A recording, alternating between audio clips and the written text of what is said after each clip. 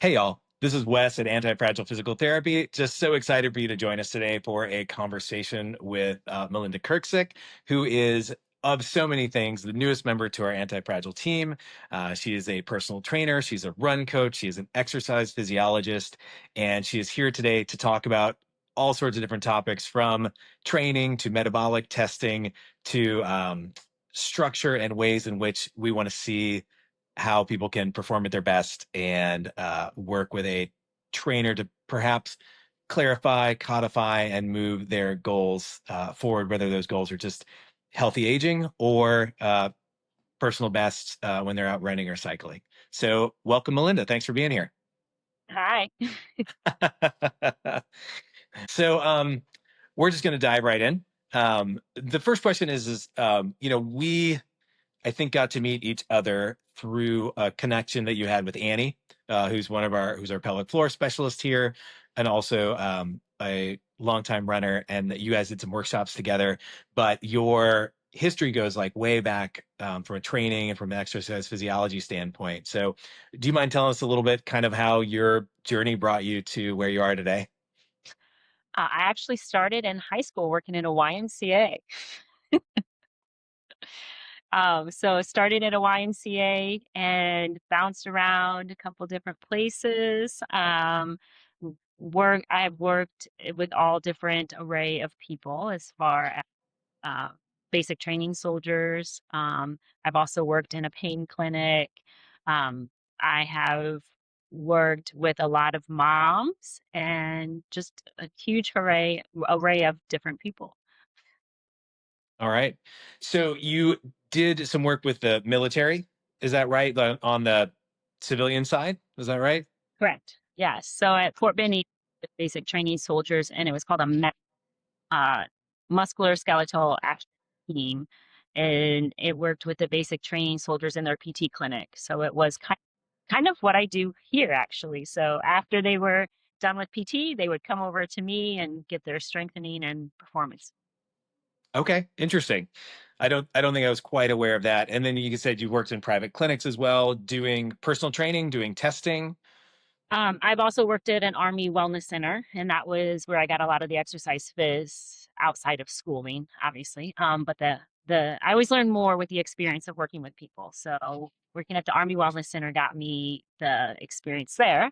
And then I have worked in all kinds of studios and subleased, done my own thing, lots of different options for that. And like, at what point did you start getting the bug for your own physical capacity? You run, you've done triathlons, climbing, paddling sports, sort of, at what point did you get the bug to move into sort of the outdoor adventure world? Oh, it has always been in me.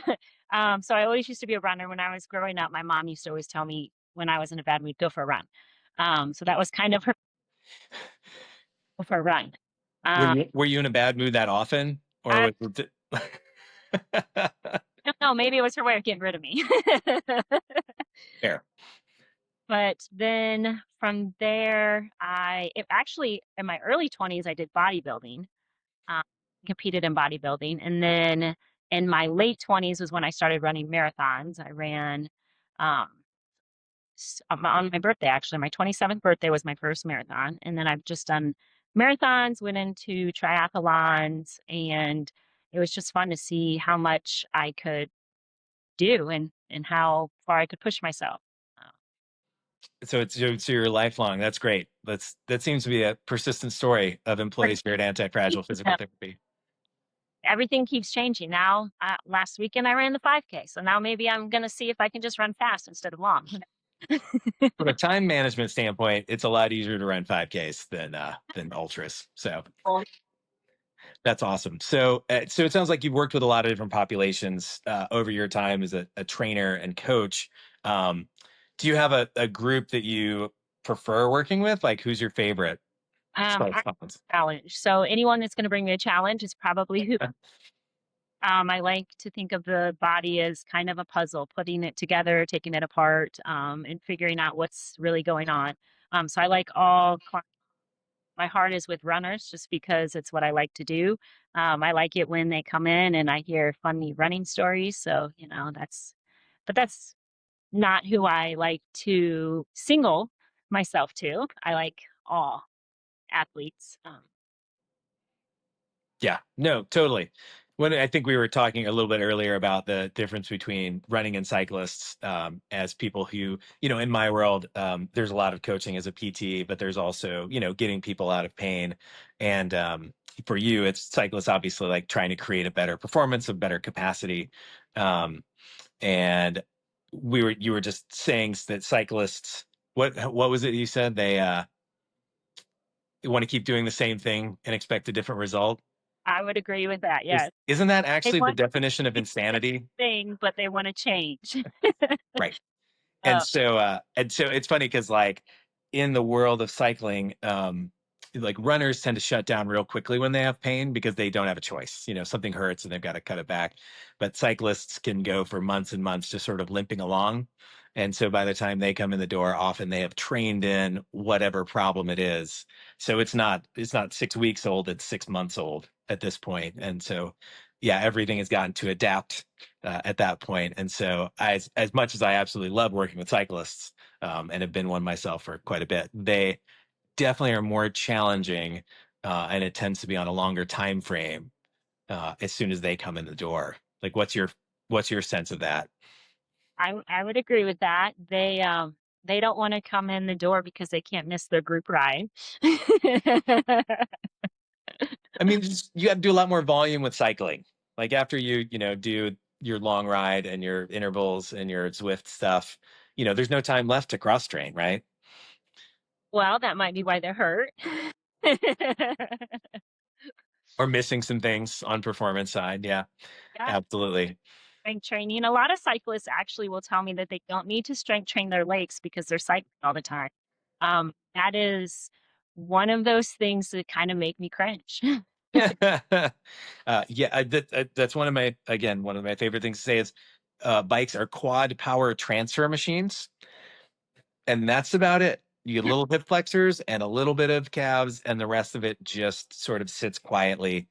Even you do clipless or even other things where you can like you up it like this much, but like this much of the work is done by quads, and so there's a lot of other leg, is what I tell people that they might need to spend some time Yeah. getting. Yeah, as this morning I had a client this morning, we had this conversation.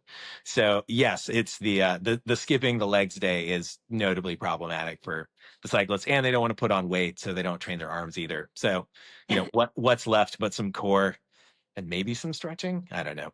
Yeah. And then sometimes they cross train and go for a run every once in a while. Or But they sorry, roll is their cross training.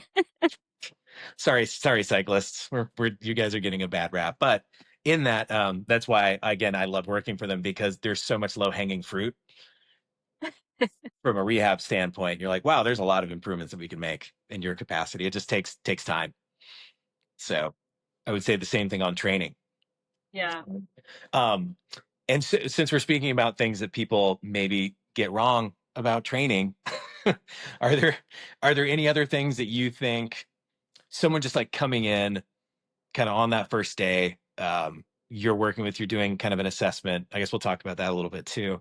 Um, what are the common things you're seeing that people just aren't quite getting right about the sense of coming into a trainer or a coach from that perspective?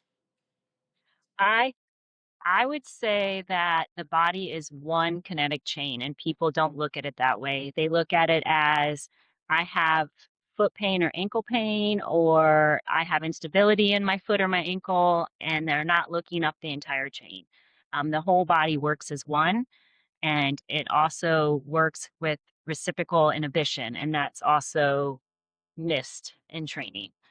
So, That's a good segue, because I know what reciprocal inhibition is, but I'm not sure that everyone does. So your background is a lot based in PRI, or Postural Restoration Institute, which is they teach both like PTs, other professionals, trainers, about sort of the body's structure and imbalance, and that's maybe in the broadest terms. What drew you to that, and what do you think are the key components of what PRI can do, or how it sets up the way in which you go forward with a client or how you look at them? So I would say this is probably what sets me aside different from any other trainer or coach or anyone else that you would work with is my postural restoration training. I took a class, it's a PRI fitness, and it changed my entire out move and what happens when you're moving. And it changed, you always hear the term posture. Posture is actually static. It's all about the position that you're in. So when you're moving and you're doing any exercise, you're moving in and out of positions, and your body needs to be able to move in and out of positions and not just be in that same static posture, because that's not something that you can hold and make. The idea behind PRI is that your body is asymmetrical, meaning you have a liver on your right side, a heart on your left side. So their insides are different. And you also move with your right arm and your left leg, and your left arm and your leg move together. So that's where the reciprocal inhibition comes in as far as movement. And so when someone comes in and they're doing, I'm just going to say bicep curls, they're doing two arms together and they're not looking at it as any kind of chain or how the body connects into one, how it would move when you're doing life things. For instance, closing the door. When you close a door, that's kind of a push-up move, but you're not using both arms to shut and close a door. You're using one on the other side of the body. So a lot of the work that I do works one side of the body doing one thing, the other side of the body doing another thing. Got it. And are there other factors that influence it? How you take a look at this from a performance or movement standpoint? Any other specific things you like to look at? Well, I always start with breathing, which is the foundation of everything that you do. What I like to start with is rib mobility. So when you're looking at somebody's ribs and how they move, a lot of times, you'll hear someone say that they can't breathe in doing a certain movement. If their ribs aren't able to move, then it restricts their lungs from expanding. So I look at rib mobility, and that is a huge piece of where I start with everyone that I start training with, and just trying to get their ribs to move so then they can rotate. So once the ribs move, rotation happens, and rotation happens in the thoracic area, meaning your midsection, as well as in your pelvic area, in your hips. Reciprocal inhibition happens. Which is just where that one side activates, the other side turns off, right? Like you're just like one side goes, the other side has to release. So this side turns on, it turns off something else in the body to create that balance, right? Correct. Okay. Correct. Just for the kids at home. Um, and so is that why I see everyone like laying on medicine balls breathing? Probably. It's good. Because a But lot of their chains are closed. So we got to, yes, yeah. And then they can rotate. as someone who has to work on that, Mhm. and has a notable asymmetry. Yeah. We're asymmetrical creatures. And again, like as someone who recently has changed going from a lot of ultra endurance, like long-term 50Ks and, ultra marathons to being back at the gym, working on some key components. One of it was my realization that I'd really minimized my cross training and my maintenance work.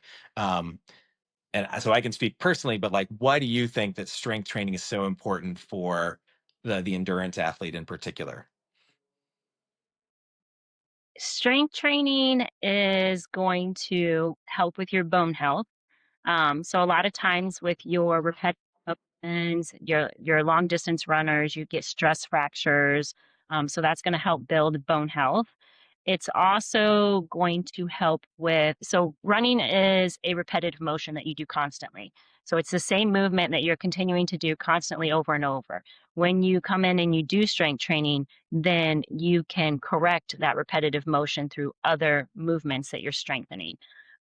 Especially if there's a compensation in your gait and there's something happening that's causing, let's say you always have like calf cramps or something that's always causing you to have some nagging injury that keeps coming up, that strength training will help to correct it or to rebalance your asymmetrical body. So it can keep moving in and out of different postures, right? Like Right. that's like okay, like we're tying it all together.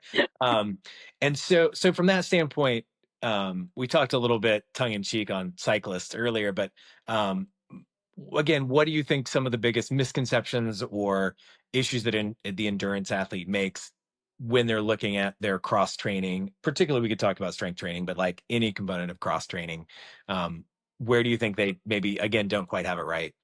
So endurance athletes are endurance junkies. They want the endurance. So a lot of times when they go into the gym, they're doing the same type of activity by doing a HIIT class or some kind of high intensity workout when they need to be maybe more focused on strengthening and lower repetitions, and not doing the muscular endurance in just a different way.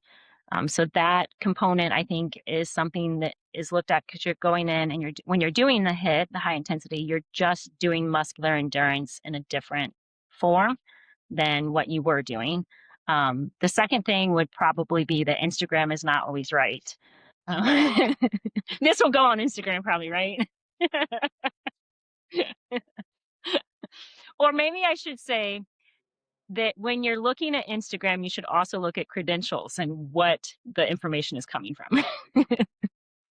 That's fair. And currently, like, what do you think some of those things that people are again like what's floating around in the zeitgeist as we say right now from that the Instagram world? Like, where do you think some of those holes are? Um, I'm not huge into being on Instagram, so Yeah, I'm that's fine. not sure of everything that goes on unless someone comes in and tells me, "Hey, I saw on Instagram," and then I look it up. I don't really know. I just learned what hit the C line was. Um, do you know this? Tip, It's please enlighten all of us. it's a kid thing. It's not fitness. Oh, okay. Um, but I want to say a lot of times I think Instagram may miss the recovery rest component. Recovery rest doesn't always mean do nothing, but recovery and rest is important with any training program that you're doing. I mean, the old adage is training equals work plus recovery, and there's not like a greater than sign at either of those, right? Like it's the ability to balance those two components. And Yes, when you're 20, you can work a lot harder and recovery comes a lot easier. And when you hit your 40s and 50s, recovery tends to be a premium so and people are good at I think you can work as hard as you work at 20 in your 40s and 50s. You just require more recovery. mhm. You still work hard and just as hard, but you need to have more recovery time. And again, recovery isn't doing nothing. Recovery just looks different. And it looks different to everyone. Everyone's different.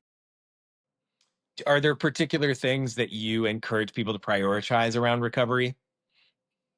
Mm, nutrition, Okay. sleep. Sleep is a superpower.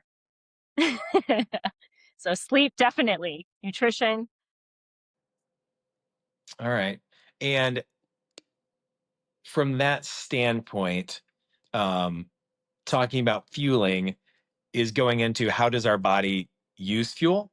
And so one of the things that I was so excited about you coming on here is our ability to start doing some measurements of our body's metabolic capacity. And so we invested in a core, what's called cardio coach, which basically does a combination of VO2 metabolic testing, which includes VO2 max, and then also resting metabolic rate testing, which is like the kind of the opposite ends of the spectrum, right? What are you doing when you're doing, what's your body doing when you're doing nothing metabolically? And what's it doing when you're doing everything but going blind from exercise intensity if you so choose. It doesn't have to be that intense, but these are things that are being thrown around a lot: the VO2 max testing, metabolic testing, resting metabolic rate testing, um, and a lot of people have heard them but they don't really necessarily understand them. Like, how would you describe metabolic testing? You can start with one and we can go to the other, kind of however you want to talk about this. Okay. So metabolic testing is going to be done in both sets of tests. The resting metabolic rate and the VO2 is going to show you your caloric intake or how much calories you should consume. And then with the VO2 testing piece of it, it's going to show you where your body goes from burning fat fuel into carbohydrate fuel. So there's a point in exercise, and everyone is different, where your body's going to change from where it's pulling fat fuel and then it shifts into carbohydrate fuel. A happy zone is pulling both of them. And that's like what you would talk about zone-based training, like zone 1 through 5, correct? Zones are your heart rate. So that's going to be different. So the zones are going to be where your heart rate is running. So zone 1 is going to be like your easy. Zone 2 is going to be, a little bit harder. Zone 3 is what really gets kind of a bad rap. It's what a lot of people call your dead zone. But honestly, that's where most people train, especially endurance athletes. That's where we are because it's kind of not uncomfortable, but we feel like we're working. So you're in that heart rate zone where, again, it's called the dead zone for a reason. You really don't want to be there because it creates more fatigue through your body. So you want to be below it or above it when you're training. And that's where the heart rate zones, knowing exactly where your heart rate lies in those zones is important. And that's when you switch from what they call aerobic to anaerobic metabolism, right? Where you start just exclusively stop burning fat and start moving into exclusive burning carbohydrates. Is that right? When your zone goes above that, so your anaerobic threshold is where that happens. So that's a zone in its own, I want to say, um, because it's your anaerobic threshold. So it's its own zone. It's where your body goes. So you have more oxygen, then all of a sudden you have more carbon dioxide. So then that's where the body is like, wait, I'm really uncomfortable right now because I don't have enough oxygen, and that's your anaerobic threshold. So Got it. where it transitions over, yes. And so and so there's two parts of the VO2. It's called VO2 max testing, sort of that's what everyone is sort of calling it at the moment. Um, but there's a lot of other information that comes out of this test, right? So the VO2, the VO2 max number is kind of a bragging rights number. It's cool to know. It's cool to know what you have. It shows, how your heart health is, how well and efficient you are. As far as what comes from the test, it's really going to help you train smarter. And this isn't just for elite people. This is for someone who might be getting off the couch saying, hey, what do I do? How do I do this? It's going to help you be able to train smart. So if you're saying you want to do, a couch to 5K and you go out and you're supposed to run a mile, well, your heart rate zone is in your above your threshold in your first mile. You're going to be more tired and not be able to do the workout the same as the next day as you would be able to do it if you were to keep that heart rate zone in zone 2, right? So it seems like you're not getting the performance enhancement that you want, but it comes with long-term putting in the work of keeping the heart rate zones where it needs to be. An elite person who comes in and they say to me, I've plateaued, I can't get any faster, and I start looking through their numbers and where their heart rate is, and they're riding their heart rate too high all the time. Well, their body's not recovering. So you have to have that recovering mechanism in order to be able to do the best that you can. Just like before a race, you want to recover before you go into a race. So you go into the race fresh. Training has certain pieces that you need to apply that. So you want to make sure that you're allowing your body to recover and not always riding in that heart rate zone. Zone 3 is really where we are. I'm not saying never go in it. There's no such thing as never, never, but you don't want to always be in it. Absolutely. So, what does the testing process look like? Well, you come in and we'll talk. um, Before you come, though, no stimulants 2 hours before. That is just because it affects your heart rate. So no coffee, no drink coffee coming in right before. It's just going to affect your heart rate. As far as eating, you can eat whatever you want. You can fuel, do whatever you want to do. You'll come in. I'll fit you for a mask. The mask will go around your face, and then there's this big tube that comes out, and the tube will plug into the machine. And you also put a heart rate monitor on. So we'll connect the heart rate to the machine. We'll make sure that your heart's beating and everything's good. And then we'll start you off on the treadmill walking just so you can kind of get a feel for the mask. And then as soon as it's time to go, we'll put you at the pace. And this is a pace that we decide on. Sometimes it's continuing to walk, sometimes it's a jog, depending on where your fitness level is, depends on this pace. And then every 2 minutes, I will take you up one incline. It's best to do the linear test with incline because people max out on pace. Like I can only run so fast, but my incline, I can continue to build and build and build and build. So we'll go up every 2 minutes, we'll go up one incline until we meet your max and you stop the test. So you tell me when you're uncomfortable and you can't do it. And that's when we stop. And then all the numbers print out and we talk about it.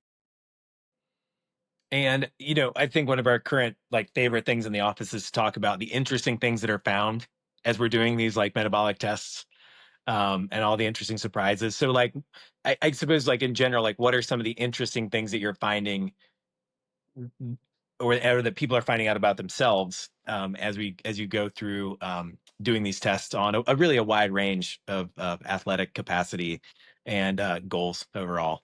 I really have had a wide range of people in here doing this.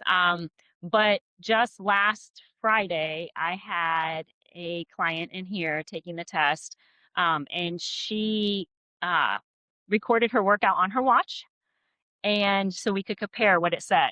And it was amazing to compare what her watch said versus what the machine actually kicked back. So her zones, her watch produced her threshold, and it spit out, and it was, I want to say, like 12 beats off of what we were, which is significant when you're trying to stay in zones.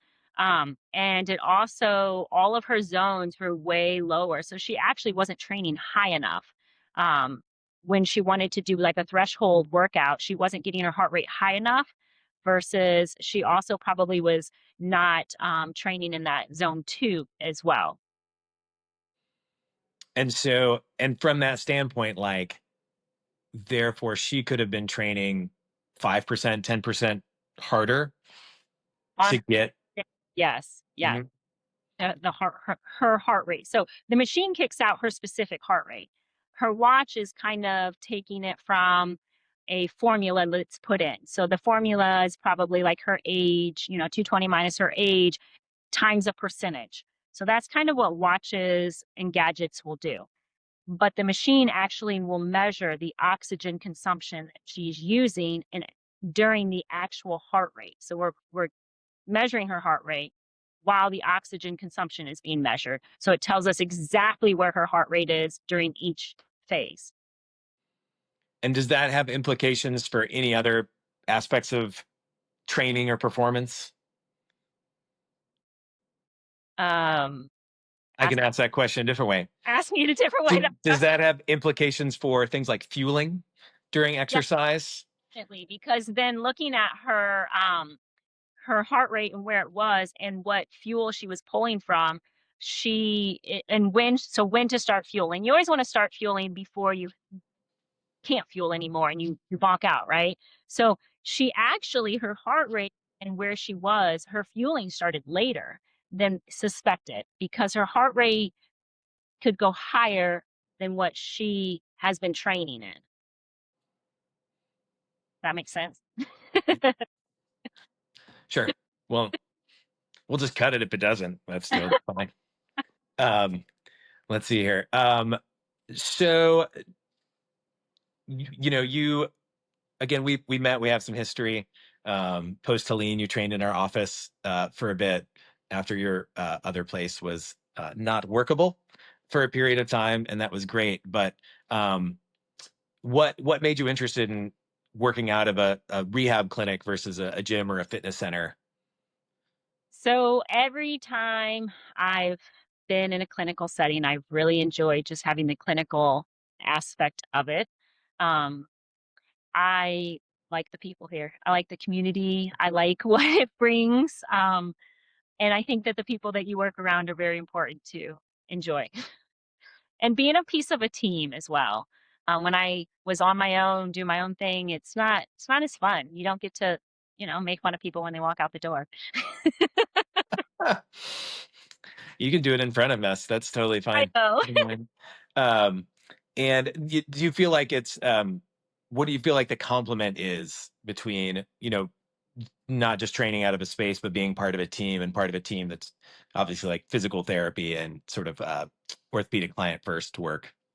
Well, I know that we're called a physical therapy clinic, but this is really like a wellness place. You can build and get everything that you need in one place, and we communicate.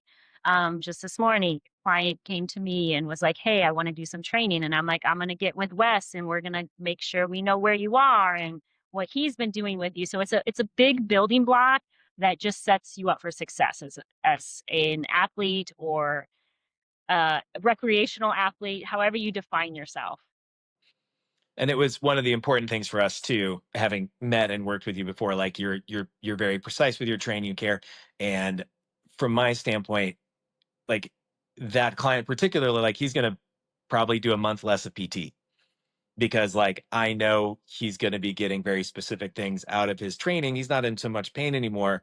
He needs work, and the same things that could be worked on from a training standpoint with a little bit of input here, I don't have to watch him do it. And he also doesn't have to go out and, do it on his own. People see PT on a, every couple weeks basis.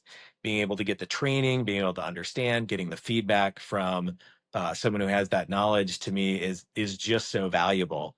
And to me, bringing you on both with your exercise physiology background and your training understanding, like being able to modulate those things for so many of our clients, just seemed like just a win for everybody.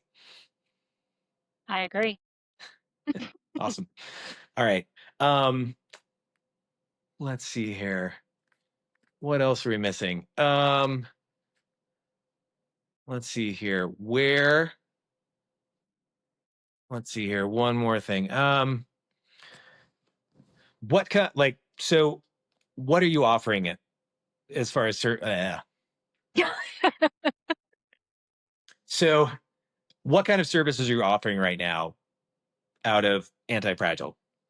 I do one-on-one personal training, coaching. I'm a run coach. I also do the VO2 max testing, which we talked about all the benefits you get, not just the bragging number.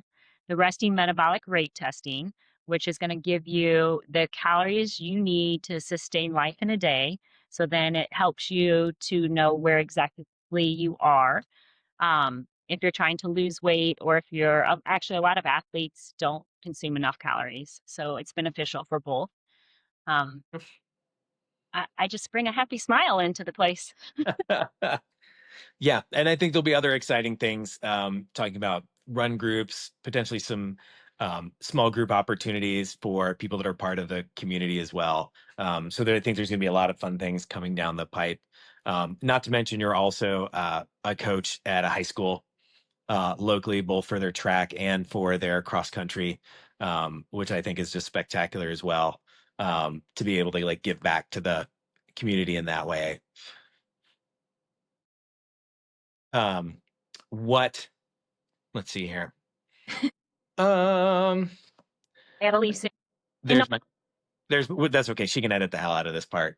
Um, so where can people find you? Where can people learn more about what you've got going on, and what your philosophy is, and maybe some helpful hints to go along with this? they can call the office or they can send me an email, and it's just Malynda at Anti-Fragile PT. And you can set up a session. We can chat. All right. And you're with Anti-Fragile PT on Instagram, but are you somewhere else as well? You can also find me as Recover Your Stride. And you can see her whole history there, as far as what she's done. And Yeah. it's starting from a garage to moving all the way into our Mudspan to your clinic. So that's great. Awesome. Well, Malynda, thank you for the time today. Thanks for the information. And we look forward to getting this out there and helping people understand a little bit more about the what and the why of metabolic testing, how training can help them, and hopefully they contact us and are interested in learning more. So thanks for your time, y'all. Yep. Bye. I'm gonna keep recording. You can, if I think she can cut it to just me at this point, so you can do whatever. So I I don't. think one of the biggest takeaways from this conversation is that performance and health aren't just about training harder, they're about being smarter, understanding your body, building something sustainable long term. Whether you're an endurance athlete, someone getting back into fitness, navigating postpartum recovery, or just wanting to understand your health and performance a little bit better. Malynda is offering coaching, VO2 testing, and metabolic testing here in Anti-Fragile PT, as well as some other great stuff that hopefully is coming down the line in short order. Feel free to reach out to us either through the million ways. You can email us. Again, it's Malynda. See the email down here below at antifragilept.com. You can find us on Instagram. You can call the office 828-242-0343. And we really look forward to connecting with you. And again, information is key, education is key. If you want to know more, please reach out. We are happy to help. We can do more videos, we can do more education, making sure we have an informed client group who can take care of themselves as best as possible in the short term and in the long term is really what we shoot for here at Anti-Fragile Physical Therapy.